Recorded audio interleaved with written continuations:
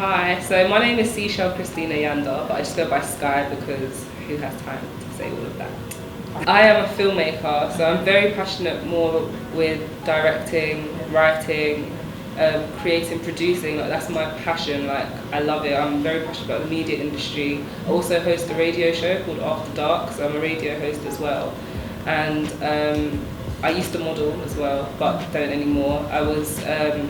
I competed in a worldwide beauty pageant where there was 3,000 girls, I was top 20, one Miss Photogenic, and I think I ended up top 5. I didn't win. I represented my country and I represented Congo. Yeah. Didn't win, but it was a very good experience. Made lifelong friends with people from across the world. So it was mad. Like, it was really, really good.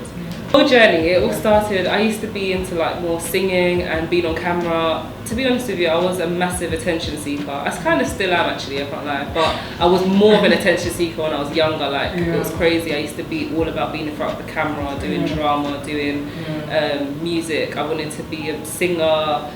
I wanted to just, whatever meant spotlight, I'm in. That's what it was for me.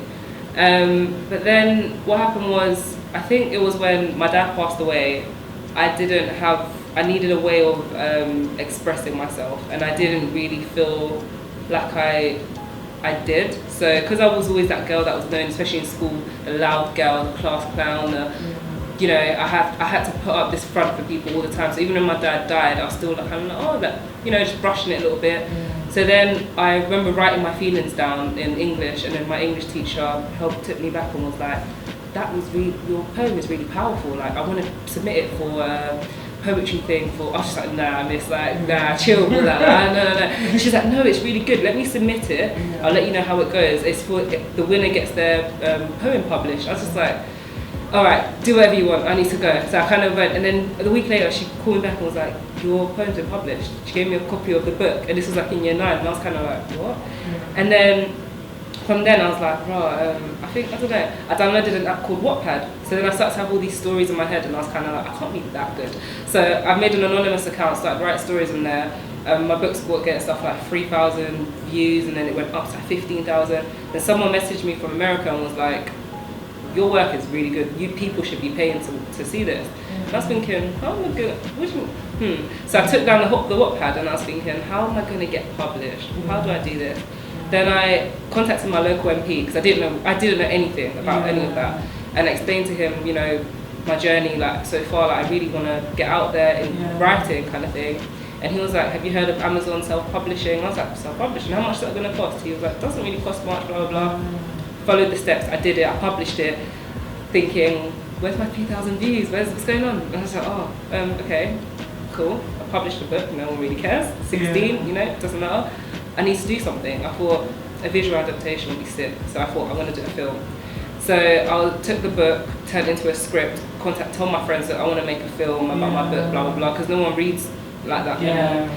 Did the film, and I was just like, I don't know, it wasn't what I expected, so I was kind of like, I don't know. So contacts, ended up in contact with BFI, who were like, yeah, come and screen your film here. So I got people together, it was all right, it was good, and I was like, I want to do this again. Like, I feel like I need to do it again, I need to try again. So I did it again, self-published my second book. I didn't do a visual adaptation that time of the book. I did a separate book and a separate film. The second time was much better, because I kind of knew what I was doing this time, so it was like much better. I had more people there, had more sales in the book. Third time round, a publisher actually contacted me and was like, I've been reading up on you, and you know, like, I want to publish you. What's your next project? I want to be involved. And I was kind of like, okay, cool. I was like, cool. So then we worked together. It was different to self-publishing, because I don't do everything myself. I did it, got a proofreader, got an editor, it was proper stuff, and I was just like, wow, this is serious. Got a contract, everything. And then my third book is now published on Amazon, so that was like, I was like, okay, cool. And then my third project now is going to be screened at the BFI, so that's my journey to how here I am now. And so I kind of just dropped everything that involved being in front of the camera, and now I'm just completely behind the scenes, and I love it. Media is a very competitive industry, so it's hard to say why you and not other people. So the way I overcome it is just think, everyone's got their time. Do you know what I mean? This is not a race. At the end of the day, we're all gonna make it. Everyone in media, if you're passionate about it, if you're serious about it, you're gonna be where you wanna be. But you might not be there when I be there, or you might be there before me, or you might be there 10 years later. But you're gonna get there. It's just we're all taking different routes, same destination. So when I think like that, I'm just like, okay, cool. I'm still gonna make it. Like, yeah, fair enough. I'm 19. I've done all these things, but I'm not up there.